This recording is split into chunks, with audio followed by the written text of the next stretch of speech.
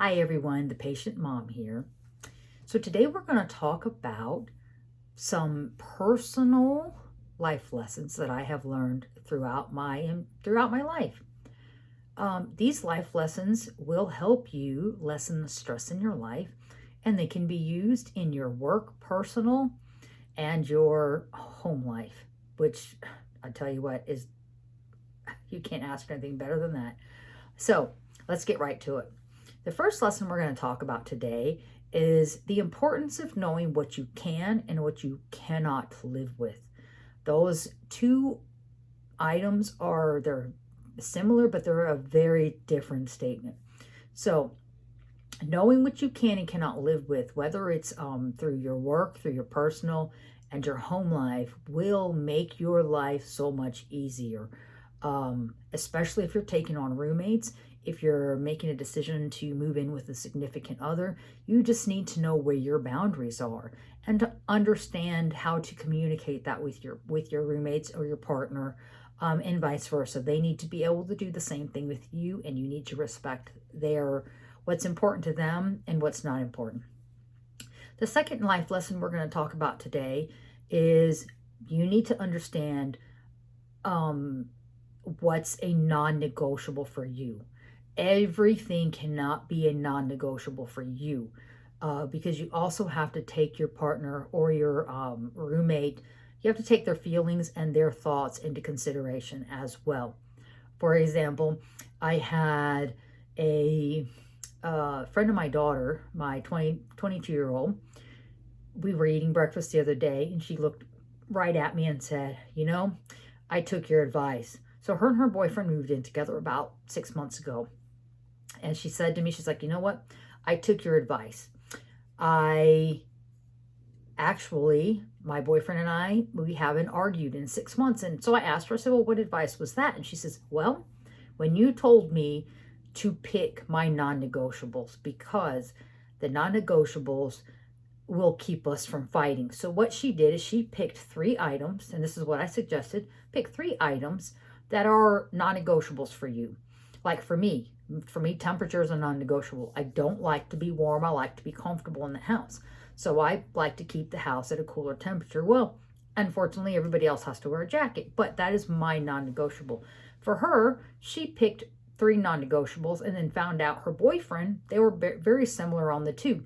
So she actually picked 2 different non-negotiables. That way she could have her set items and don't worry about the other stuff. You know what? Don't make a big deal out of it.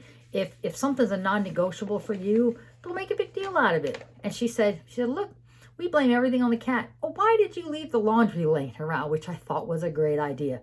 So find another reason to where the 2 of you, you can laugh about it and stuff. But again, if you're going to expect them to take consideration on your non-negotiable, you have to understand and respect their non-negotiable. It cannot be all about you. It has to be about the 2 of you, or to respect your roommates in that regard. And make sure that if your non-negotiable does change, you communicate that. So maybe as time passes, you find that something is just not as important to you. So that becomes something we don't worry about, but we choose a different non-negotiable that we communicate that with our partner or our roommates. Those non-negotiables can work even in your work life, where you decide that my non-negotiable is I refuse not to take a lunch. So if you find a company that they don't care if you take a lunch, they want you to work, then maybe you stop and you reevaluate where you work. So again, those non-negotiables can be very important in your home, work, and personal life. Well, the third non-negotiable we're going to talk about is everything cannot be a 911, meaning everything cannot be high priority, top priority, the most important thing on your list. So what I suggest is make a list of the items that need to be done, whether it's work or home. Make a list. And then look at that list and decide what has to be done today. So you label them using numbers, letters, whatever you want, and you decide what's most important. For example, the laundry needs to be done. I have nothing to wear. Well, that's a non-negotiable. We have to get that done today. So that becomes an A. So anything that you label an A, we get done today. Anything is a B, maybe we work on tomorrow. A C, maybe the next day. I wouldn't go any more than a C. So A, B's middle of the week, C's by the end of the week. That way you can keep yourself on track, and you find that you've accomplished something and you feel better at the end of the day. It's nothing worse than having 5 or 6 different projects started and nothing finished. Being a retail manager, I tell my managers when I get them, I tell them all the time, look, if I give you a list of 10 things to do, it's not necessarily I expect it all done today. However, I expect you to, whatever you start, you finish. So don't tell me, I don't let me walk in and find 5, 6, 7 different things started and nothing completed. Make sure if you're going to take that list, you're going to complete one item and then move on to the next.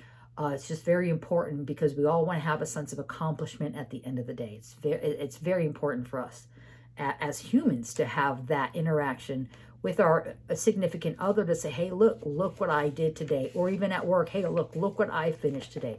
It's just so important for us as humans to have that.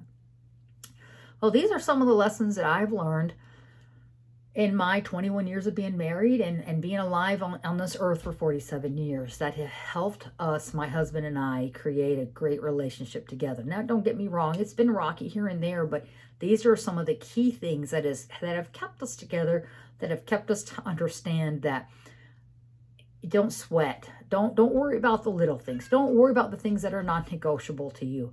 These are things that have helped me with my children, with my work, to help train new managers. Again, these are just important life lessons that I've learned over the years of being on this earth. Well, thank you for taking the time to watch my video.